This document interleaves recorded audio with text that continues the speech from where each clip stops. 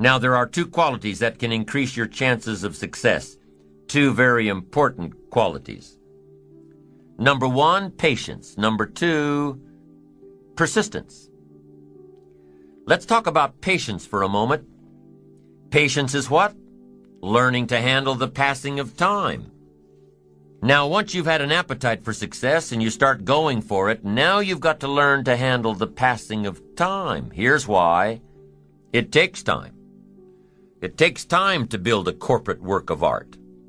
It takes time to build a symphony orchestra with flawless music and harmony that sends you on flights of ecstasy, to be remembered long after the orchestra has shut down and the lights have gone out. It takes time to put harmony together.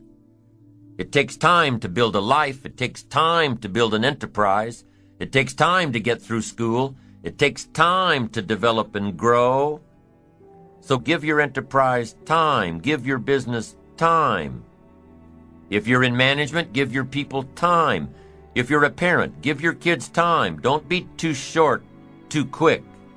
Give them time. Now, not forever, but time. It takes time.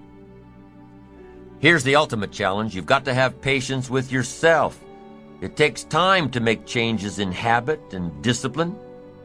It takes time to correct old errors in judgment and to finally give up old blame and pick up new responsibility. I'm telling you, it took me some time. I used to blame the government and blame taxes and blame the company and blame the marketplace. It took me a long time to give that up. That was a pretty comfortable list to explain my empty bank account, pennies in my pocket, nothing in the bank, not doing well, embarrassed by my situation. It took time to give that up and only blame myself. That took a while. So have patience with yourself, number one. And number two, while you're dealing with the passing of time, number two is to keep doing it. Be persistent. Be tenacious. Keep doing it until.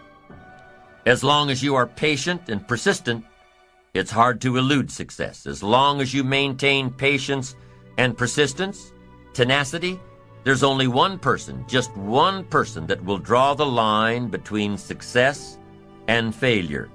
One person, and that person is you. So be patient. Be persistent. You need both patience and persistence together, and here's why. Lack of patience is probably the worst enemy of ambition. While your ambition keeps growing, keeps moving, keeps looking for new ways to succeed, impatience tends to grow frustrated. Impatience won't allow for persistence. Impatience wants to give up. Impatience calls discouragement failure. But your ambition won't let you give up so easily, not if you're persistent. What others may call failure, ambition calls a learning opportunity, a chance to make adjustments along the charted course to success. Ambition knows something else too. Ambition knows that the longer the achievement is in coming, the more valued it is. So let me give you a few aspects of patience, some examples that might help illustrate just how valuable it is. There are 6 aspects of patience, and here's number 1. Knowing when an opportunity is right and when more preparation is needed. Let's say you're opening up a restaurant specializing in fresh seafood.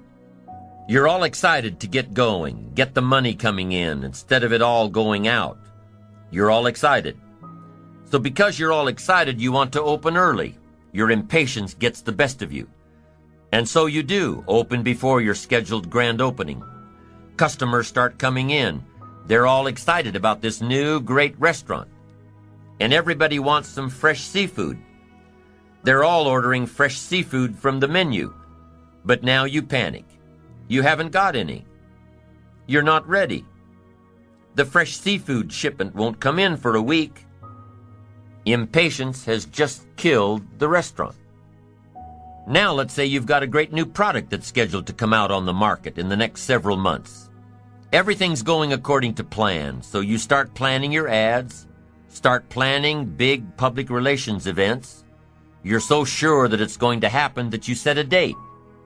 The engineers told you that the product's not ready, but you're sure it will be. You start planning everything, invite lots of people, influential people, buyers of your product. You're so excited that you went ahead without the product actually being done. Come the week of the grand unveiling, the engineers come to you and say it still doesn't work. Your impatience just lost you credibility in the marketplace. That's number one. Be patient in knowing the difference between when the opportunity is right and when more work needs to be done. Here's number two. Remain alert, even if opportunity doesn't come right away. Make sure that your patience allows you to keep your eyes open and ready for opportunity. Keep looking. Be patient. Number three, keep preparing for opportunities, even if there's a delay. Even if things aren't going just the way you think they should, keep your disappointments at bay and keep getting ready for opportunities. Be prepared. Always be prepared. Don't let impatience allow you to give up. Number four in patience. Take the little setbacks in stride. Take the little successes in stride. Don't let small disappointments discourage you. Don't let the little successes delude you.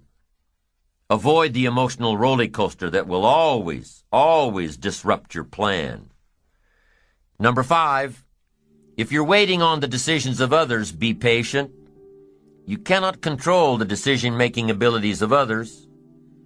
You cannot control their timing. If your project was to come up before the board in one meeting and time ran out, and they moved your project to the top of the agenda for the next meeting, be patient. Don't be frustrated about what you have no control over.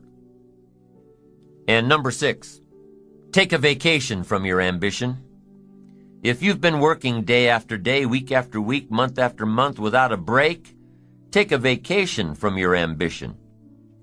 The patient person, secure in their ambition, knows that the drive and ambition will still be there, even after some time off. As a matter of fact, with some time off, the ambition will have a stronger pull than ever when you come back to it. Persistence is patience in action. Persistence is creative, always looking for new opportunities. Persistence is courageous. It doesn't give in to fear. Persistence is hopeful. It doesn't let discouragement through the door. Persistence is positive. It keeps you on track with your plans and your goals. And the last thing that persistence is cheerful, not gloomy, cheerful. Persistence knows that gloom and depression and disappointments waste energy. Cheerfulness creates it. Patience and persistence are both required for success. Success is something you attract by the person you become. Success is not something you pursue. What you pursue usually eludes you like a butterfly, something you go after that you can't catch. Success is something you attract like a magnet by the person you become. To attract attractive people, you must be attractive. To attract powerful people, you must be powerful. To attract committed people, you must be committed. Instead of going to work on them, you go to work on yourself. You work harder on yourself than you work on the job. And if you become, you can attract. The whole key is to make yourself valuable. The key is to make yourself attractive. The key is to make yourself skillful, competent, willing, powerful, unique, sophisticated, cultured, being able to manage, in control, healthy. The whole key really to the future is personal development. Because the greatest gift you can give to someone else is your personal development, self-development, self-investment.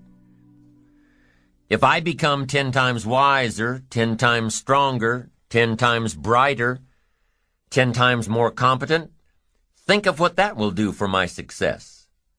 If I grow, think of what that will do for my future. Self-development earns success. Self-investment earns respect.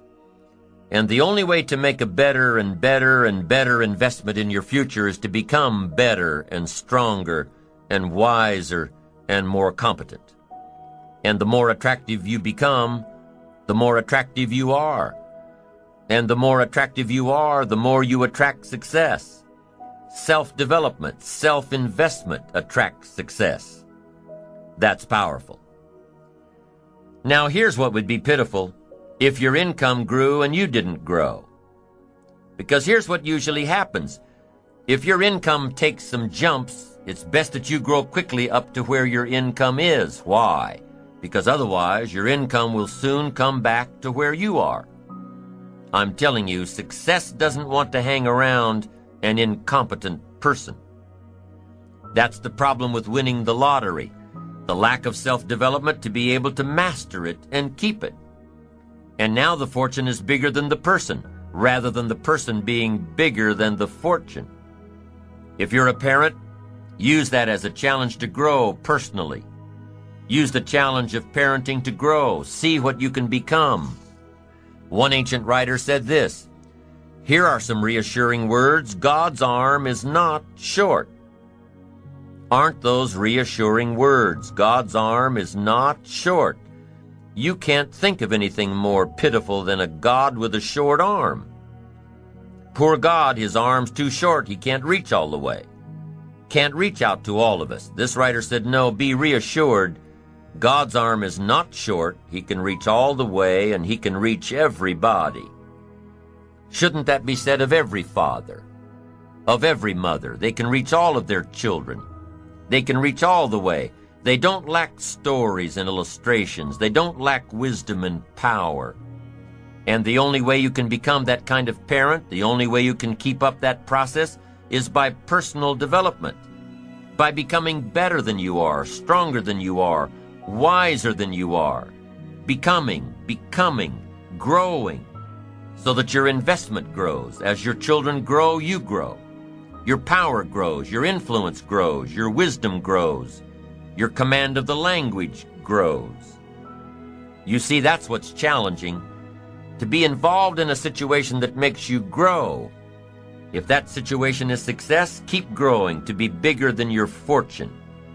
If that situation is failure, keep growing until you're bigger than the problem. Keep growing, keep becoming, keep doing it until.